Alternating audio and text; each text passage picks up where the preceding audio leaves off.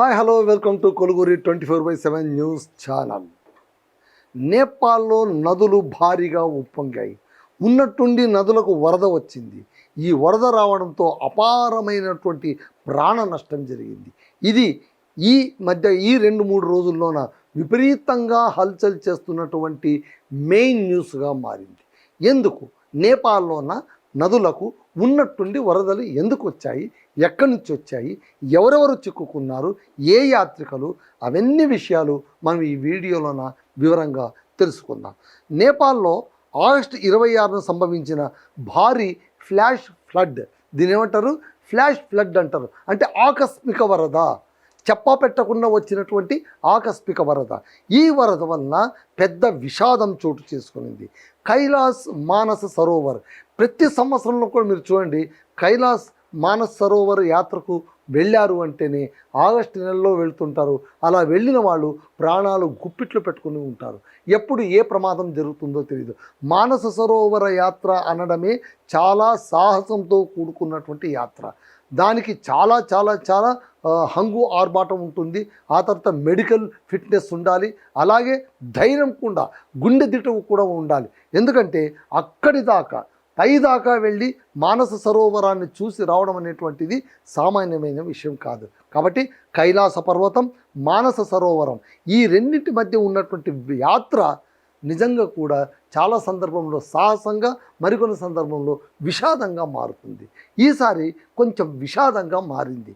ఏంటి అంటే, ఇందులో యాత్రకు వెళుతున్నటువంటి భారతీయ యాత్రికులు గల్లంతయ్యారు. మృతుల సంఖ్య 165 దాకా పెరిగింది. డెత్ టాలరేట్ 165 దాకా వెళ్ళింది. అలాగే నేపాల్ టిబెట్ ప్రాంతంలో దాదాపు 1500 మంది ఆచూకీ కోసం ఇప్పుడు గాలింపు కూడా జరుగుతోంది. అయితే ఈ వరద ఎక్కడి నుంచి వచ్చింది, ఉన్నట్టుండి ఈ ఫ్లాష్ ఫ్లడ్ ఎందుకు వచ్చింది, what may be the cause, పైన ఏమైనా విపరీతంగా వర్షాలు పడ్డాయా, ఆ వర్షాలు పడడం వల్ల నీరు ఇలా కొట్టుకొచ్చేసిందా అంటే అది కాదు. దీనికి చాలా వాతావరణ పరంగా చూస్తే చాలా ప్రమాదపరమైనటువంటి కారణాన్ని ఊహిస్తున్నారు. ఇది సాధారణ వరద కాదు, హిమనదం కూలిపోవడం ప్రధాన కారణం. హిమనదం అంటే హిమవత్ పర్వతాలు ఉన్నాయి కదా, మన భారతదేశానికి రక్షణ కవచంలో ఉండేవి ఏంటంటే సరిహద్దున ఉండేటువంటి మంచు కొండలు, వాటిని హిమాలయ పర్వతాలు అంటారు. వాటిలో కైలాస శిఖరం కూడా ఉంటుంది, మానస సరోవరం కూడా ఉంటుంది. ఈ హిమాలయ పర్వతాలు నిబ్బరంగా ఉంటాయి, మంచు కొండలు నిలబడి ఉంటాయి. అయితే వాతావరణ మార్పు వలన ఈ మంచు కొండలు క్రమంగా కరగడం మొదలు పెడుతున్నాయి. It is very danger. వాతావరణ మార్పు వలన, ఉష్ణోగ్రతల మార్పు వలన, భూమండలంలో ఉన్న తాపోన్నతి పెరగడం వల్ల హిమాలయ పర్వతాలు కరిగిపోతున్నాయా? హిమాలయ పర్వతాలు కరిగితే ఆ నీరన్నీ ఎక్కడొచ్చేస్తుంది? ఆ మట్టి, రాళ్ళు, రప్పలు అవన్నీ కొట్టుకొని కిందకు ఒకసారిగా వచ్చేస్తాయి. దీన్నే ఫ్లాష్ ఫ్లడ్ అని ఇప్పుడు పిలుస్తూ ఉన్నారు. అంతకుముందు ఏమనుకున్నారు అందరంటే భూకంపం వచ్చింది అనుకున్నారు, ఎర్త్క్వేక్ వచ్చిందేమో, అందుకోసమే ఇలాంటి విపత్తు సంభవించిందేమో అనుకుంటున్నారు. కాకపోతే ఎర్త్క్వేక్ కాదు వచ్చింది, అక్కడ వచ్చింది హిమనదాలు కుప్పి కూలిపోవడం వల్ల. హిమనదాలు కుప్ప కూలిపోవడం వల్లనే ఈ అకస్మాత్తు వరద ముంచుకు వచ్చేసింది. అది ఇప్పుడు ప్రాణగండంగా మారింది. హిమనదంలోని భారీ మంచు, రాళ్ల భాగం కూలిపోవడం వల్ల ఒక్కసారిగా నదిలో భారీగా నీరు, మట్టి, మంచు, రాళ్ళు దూసుకొచ్చినట్టుగా మనకు తెలుస్తుంది. నేపాల్ టిబెట్ సరిహద్దు సమీపంలోని భోటేకోషి నది వరద నీటితో ఉప్పొంగి గ్రామాలు, రహదారులు, వంతెనలు, వాహనాలు కొట్టుకుపోయేంత తీవ్రతకు పరిస్థితి చేరింది. ఆ తర్వాత దిగువ ప్రాంతాల్లో నదీ వ్యవస్థలపైన ఇది తీవ్ర ప్రభావం చూపించింది. గల్లంతైన వారిలో కైలాస్ మానస సరోవరకు సంబంధించిన 133 మంది భారత యాత్రికులు ఉన్నారు. వీళ్ళన్న ఈషా ఫౌండేషన్ తరఫు నుంచి వెళ్ళినటువంటి యాత్రికులు కూడా ఉన్నట్టు ఈషా ఫౌండేషన్ వారు అనౌన్స్ చేశారు కూడా. పైగా ఇలా గల్లంతైన అంటే ప్రమాదంలో చిక్కుకున్న వారిలో కర్నూలు జిల్లా ఆదోనికి సంబంధించినటువంటి కొంతమంది యాత్రికులు కూడా ఉన్నట్టు నిన్ననే నాకు వ్యక్తిగతంగా సమాచారం అందింది.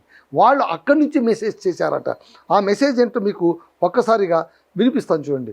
ఏంటంటే, అక్కడ చిక్కుకున్నటువంటి భాస్కర్ శర్మ అనేటువంటి ఒక బాధితుడు వాట్సాప్ గ్రూప్ ద్వారా ఇచ్చినటువంటి మెసేజ్ ఏంటంటే, ప్రస్తుతం మనం డార్చెన్ అనే 15,000 అడుగుల ఎత్తులో ఉన్నాం. మేము మా ఆరోగ్య పరిస్థితి వల్ల పరిక్రమ మానుకున్నాం. పరిక్రమ అంటే యాత్ర, పరిక్రమ మానుకున్నాము.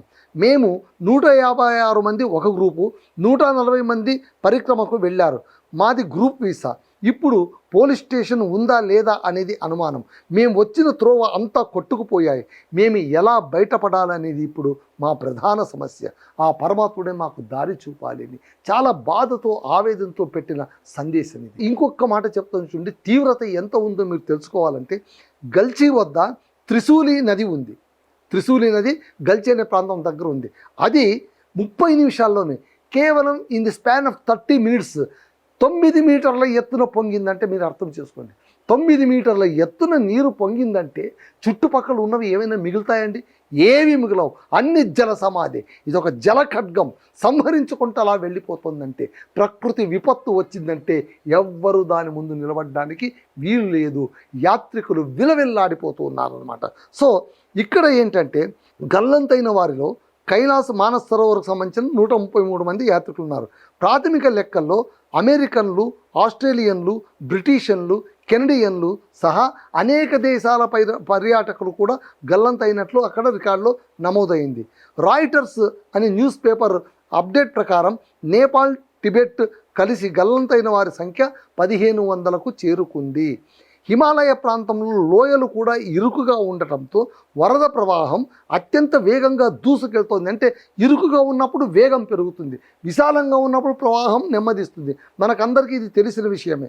సో ఇరుకుగా ఉన్న మార్గంలోన ఒక్కసారిగా పోటెత్తింది. అనేక రహదారులు, వంతెనలు దెబ్బతినడంతో గల్లంతైన వారిని చేరుకోవడం, ఆహారం, మందులు తరలించడం, హెలికాప్టర్ ద్వారా సాయం అందించడం చాలా కష్టంగా మారుతుంది. మిలిటరీ డిఫెన్స్ దిగింది, కానీ హెలికాప్టర్ ఎయిడ్ అనేది కూడా చాలా డిఫికల్ట్గా మారుతుంది. ఆగస్టు నెల కైలాస మానస సరోవర్ యాత్రకు సంబంధించిన ప్రయాణాలతో ముడిపడి ఉన్న నెల ఇది. టిబెట్లోని పవిత్ర కైలాస్ పర్వతానికి వెళ్ళే మార్గాల్లో నేపాల్ ముఖ్యమైన ట్రాన్సిట్ మార్గం. అది ముఖ్యమైనటువంటి మార్గం, దీని ద్వారానే వెళ్ళాలి. అందుకే ఈ ప్రకృతి విపత్తు అంతర్జాతీయ యాత్రికుల్ని విషాదంగా మార్చింది. గత ఏడాది కూడా, పోయినసారి కూడా ఇలాంటిది జరిగింది. హిమనదీ సరస్సులు, అధిక ఉష్ణోగ్రతకు సంబంధించిన వరదలు ఈ ప్రాంతంలో తీవ్ర నష్టం కలిగించాయి. హిమాలయాల్లో మంచు, హిమనదుల అస్థిరత రోజు రోజుకు పెరిగిపోతుండడం మనమందరం కూడా ఆందోళన చెందాల్సినటువంటి విషయం. మొదటి వరద తగ్గినా కొండ చర్యలు, అస్థిర హిమనదులు, నదుల్లో అధిక ప్రవాహం కారణంగా కొత్త ఫ్లాష్ ఫ్లడ్స్ కూడా వచ్చే ప్రమాదం పొంచి ఉంది. రెస్క్యూ బృందాలు నదీ తీరాల్లో గాలింపు చర్యలు కూడా చేపట్టారు. నేపాల్లో వేలాది మంది సిబ్బంది హెలికాప్టర్ సహాయక చర్యల్లో కూడా పాల్గొంటూ ఉన్నారు. సో ఇది కేవలం నది ఉప్పొంగడం వల్ల, పైన ఏదో వర్షం కురవడం వల్ల వచ్చినటువంటి వరద ముప్పు కాదు. హిమాలయ పర్వతాలు కరిగిపోవడం వల్ల, హిమాలయ పర్వతం కరుగుతోంది అంటే అది పర్యావరణానికి పెను విపత్తే కాదు, భారతదేశానికి కూడా అత్యంత ప్రమాదకరమైనటువంటి సంకేతం. చాలా కాలంగా ఈ వాదన ఉంది, హిమాలయాలు కరుగుతూ ఉన్నాయి, ఒకవేళ ఆ హిమవత్ పర్వతాలే కరిగిపోతే ఆ నీరంతా ఏమైపోతుంది, ఎక్కడ పారిపోతుంది, ఇవన్నీ కూడా ఆందోళన కలిగించేటువంటి అంశాలు. కాబట్టి కైలాస్ మానస సరోవర్ యాత్రకు వెళ్ళిన వాళ్ళు, గల్లంతైన వాళ్ళు సురక్షితంగా తిరిగి రావాలని ఈ ఛానల్ ద్వారా మనమందరం ఆశిద్దాం. అదండి సమాచారం. That's all.